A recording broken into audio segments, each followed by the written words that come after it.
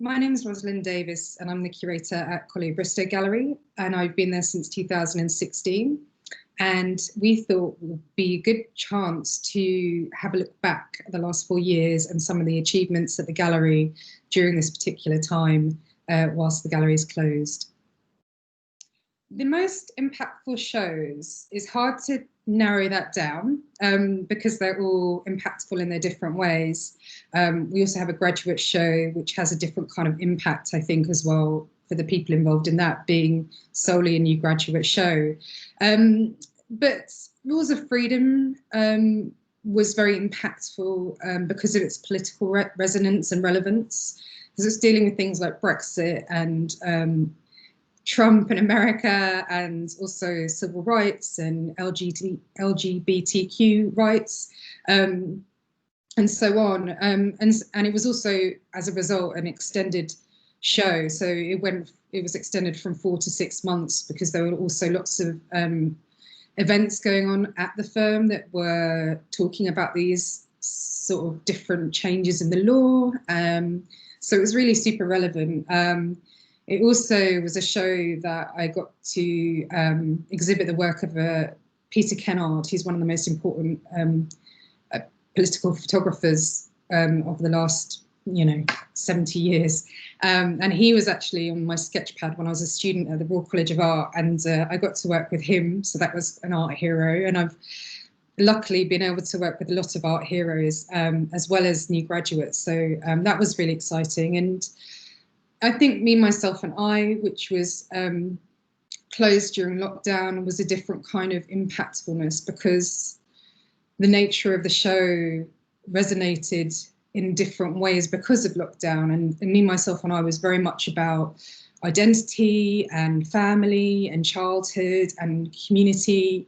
And then it made it very, very poignant and also political, and even more political than it already was, and prophetic, really, in terms of some of the work, say, by Laura Hudson, that had people in hazmat suits, which became a sort of new common image for us all to identify with, in a way. And that was really powerful. Even though it was only online, it was really powerful.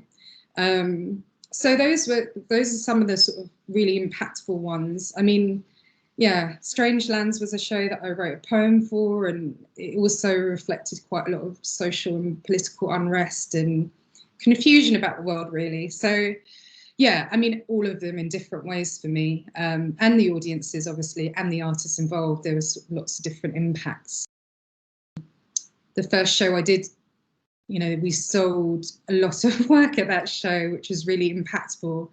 For the artists, because it really changes their lives, and it's really wonderful to be part of that journey with them and basically help support them, through the gallery and through the gallery program, and obviously through Collyer Bristow supporting, not only that, but also commissioning works and from artists on our platform area, which was always a really big impactful space.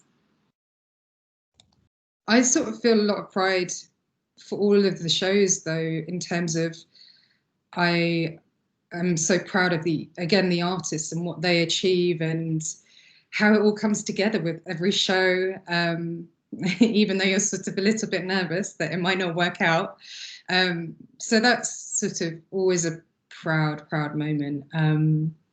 As I say, it's hard to pin it down. I think I was proud to be able to show artists work that had unfortunately left us, but were able to, through the curation, keep their legacy alive as well. That's important too. And then watching the new graduates that we work with go on to wonderful things and be picked up by other galleries that come and see our shows or see things through the social media that we do. That's amazing to sort of watch artists progress after they've shown with you, and then that they then come back and support you, in the same way too.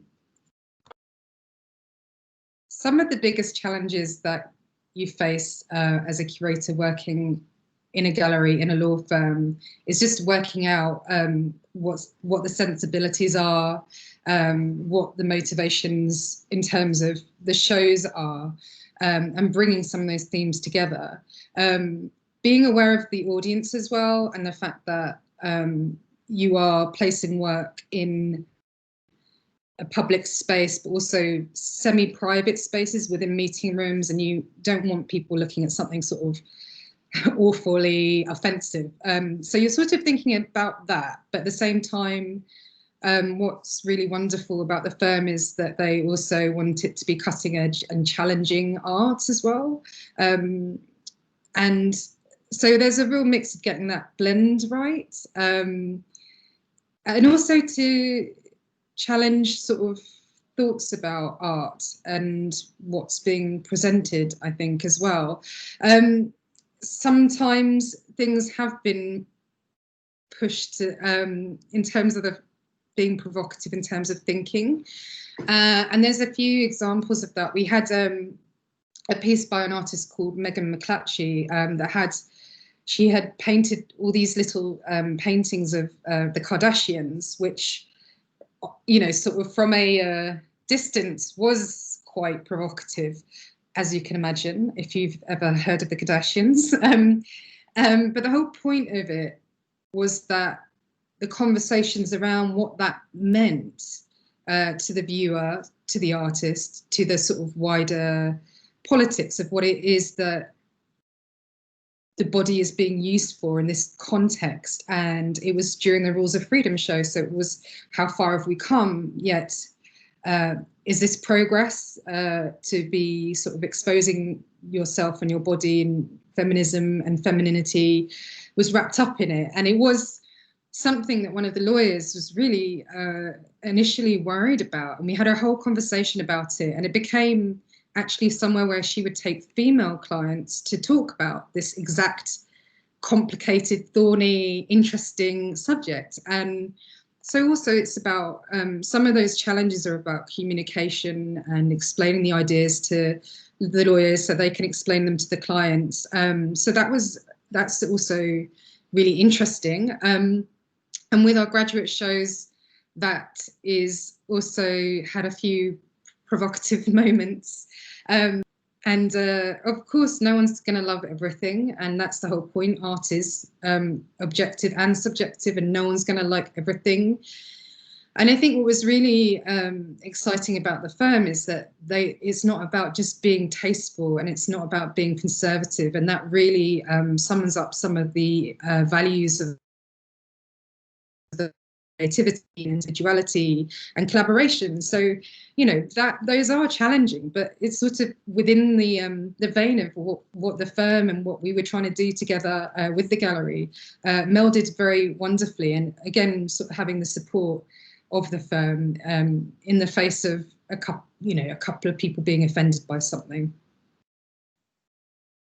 Some of the highlights of the exhibitions were inevitably an area called the platform area, because it was a large area that was usually dedicated to one artist making something site-specifically, and that we could commission, so that we could actually support them financially through the making of works, almost, whether it's materials that they needed to buy, as well as just time to think about their work.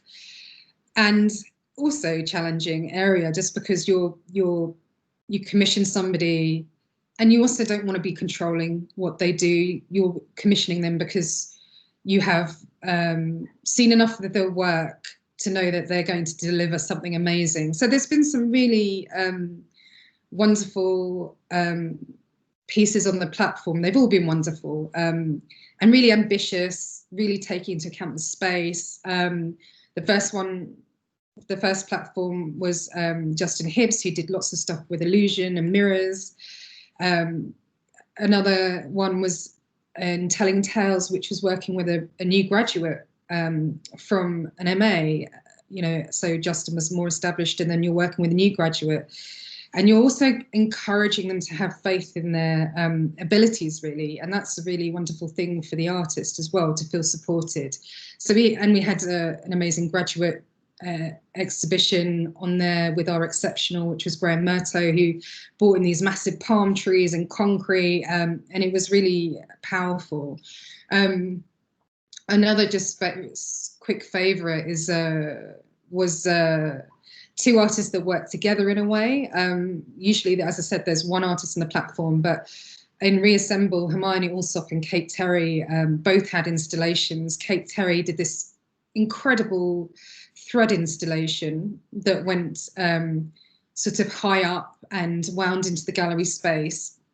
And then Hermione Allsop did this, again, another incredible ceramic and glass installation beneath it, and they complemented each other so well. But I think all parties were a little bit nervous, is this going to work? And there was, logistically, we had to work out different days for them to install. And we sold the massive installation of Hermione Allsop to a big LA collector that had sort of come to the very first show I'd curated. And that was exciting too, because it's not the sort of thing you can just regularly buy as a regular collector. You need sort of an institution to buy a huge thing like that. So yeah, another life-changing moment, I think, for all concerned. So if you'd like to hear or see more about some of the curatorial projects that I've done at the gallery, you can visit my website, www.rosalinddavis.co.uk. And you can find our social media on there as well. Rosalind NL Davis is probably the best place for that, which links through to Collyer Bristow Gallery social media and vice versa. And you can find all the artists that run the shows, and there's catalogues and there's videos and all sorts of amazing things on my website. And so come along and say hi and see what we've done over the last 4 years.